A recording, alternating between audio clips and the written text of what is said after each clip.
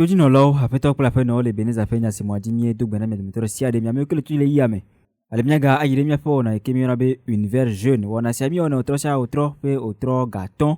Aye makara dibe mi on le toji ale mia ayide wona odi mi lesi mi no vie jouer tete benko e le hanyeji mia no vie Gloria pa mi no vie Jacques ole mo na be mia ayide wona odi ma do afia mi. Mi no vie Jacques.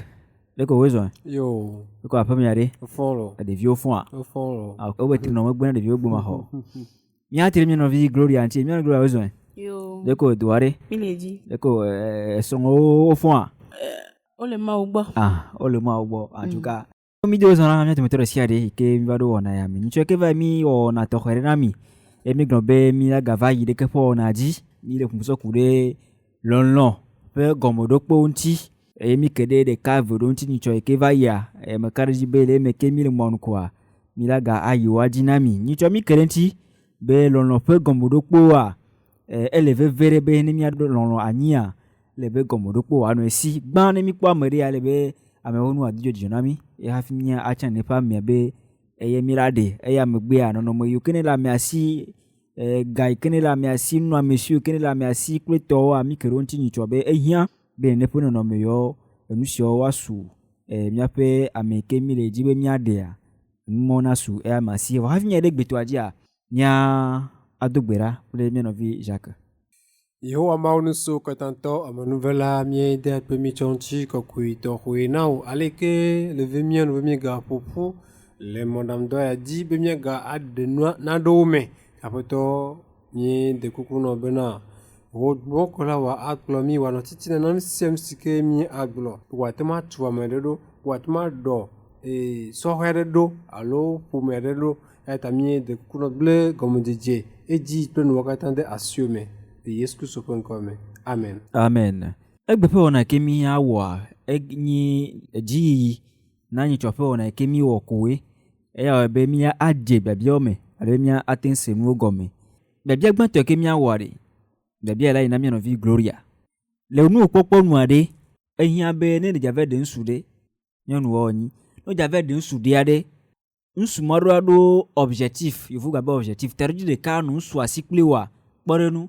ouais bon le bon abeni de soins ya du America son abeni de soins ya de France e gobu me antu abeni de soins hu ya ple you na be o mo ya leji ne son abetare jinu ikene le siamo sokleto wade enua alo menyu you na vi Gloria Mdakbe ne maso do biantia magnobe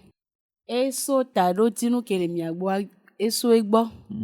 ne lana be nyabe ejuno no la yinko aloma yinko wa ne me masokpo no fi apa be na no so abe yeson ke la de ya yeku do pereka vanyon mo be na obe ya ejibe ya yi be do me de vo yeson chane be do revo a e wa mu ya te gbe ne po ne gbe ale po nye ke nye do me nya gbo to me nya ba dogo ku here pe mlenti o va pole no ko na be na me la yi America me la yi France e wa ya yen kpo be la te jeji o ne maso yejia ne mi ade soa le ego wa me ele be ami me vi o lura pon de kan ku mi olula pon le mo de kaji kwa sigbe nom le pon le mo de kaji wa ami an pon ma be le je ami an pon be le yibo alo ka ke mi ami le pon bo be ama de onrun ami an pon bo ba ma si de ke onrun donc ena be na enu go me mase la no po me amita le mo ya ji an po ebe ehia be nusu akudo nyonu alo nye kudo sonya nya no pon le egore kami ewa okusro me no pon le gomri kame no vi Jacques ne to be na de nyonu ike ya de moto ndu ejona jine vo wele be na de ne dan na ila famu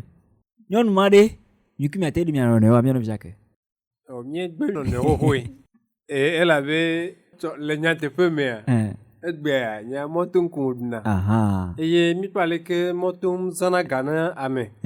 e ma de nyon quoi nani be modna mi franc le moto matin ya trop 2000 ema midi là 4000 ou 3 quoi alors 6000 par jour ni ku do nyon ni va diviware les gens doit toi Aya, il m'a supporté. Nyɔnu ke be mɔtun ko ya do a. O mi kaka ho mi da wo susun to mi de mi no ne on to so. Parce que kpo be na nyɔnu ke o nyam da nye kperem to na mo. Da avocat no wa. Da avocat da nye kuki na me wa. Donc ami ki mate ma son de be dudure ko. Nke o e mi mate no ju. Obe nyɔnu ma moto nu duwe jona jini e o la bio nyɔnu se nu ke o moto nu duwe jona jini do ma hia mu nyan da do e wo to gbe yan po be ya du moto to apo e chen do pu amese me do pu amese me la ve mlani o la bio la se gomi ne enu em nya da do alo ada nu aya do po nu evenia wa on to ere o wa lo ame wo alo via me wo no chen alo bible la file gbo me na nu sum do la dan mo wa o chen la te obe kon be yo de son wa ya no de ne wa no dwe ku here pe mle funu oni me nye dada o la fi an gba no fi ka kon ba gbe akeke ye nyi mi ato ni mi ba do afi na gbe po e se na nye wewe ne won ti nudu gbe won ti a o la bo be o ba nyɔnu le omnya dada lo nyɔnu le omnya dada re e o du na moto nu o la fi mia na vie gloria nenye be nyɔnu vi ya o ji le pomere me e o to pe ewo wi aton blave eye me nyam dada o a no kan be nyela ba tro kukia de li ena be me nyam dada kukia de li ela be de joie be plama c'est quoi parce que de vie que o di la fait que kem da na nya po be ibe vignon no vie to ma fi ale ke o dana no aro ke to wa no do kusia I ma ta fi wa eya atpoto de vie jaglen wonye OK ne nye nche nye ntuje nye menya da wade mi ka ta no promotion no cours de cuisine le mia yen pe yen sukulu nda nye da perdre de temps parce que quand bo mia bout son de ta mère elle be nado nya nado dunko na ni no mo le mia siwa ni ma ta osusu bi da de sonde uwo eva be wanye perem tona Adam nda de nyon bo wanye perem to ka ato su kuhina ma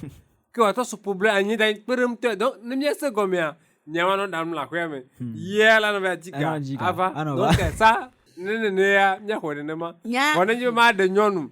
be ma nyam da do da nyam da de to chon o jamais ma de to chon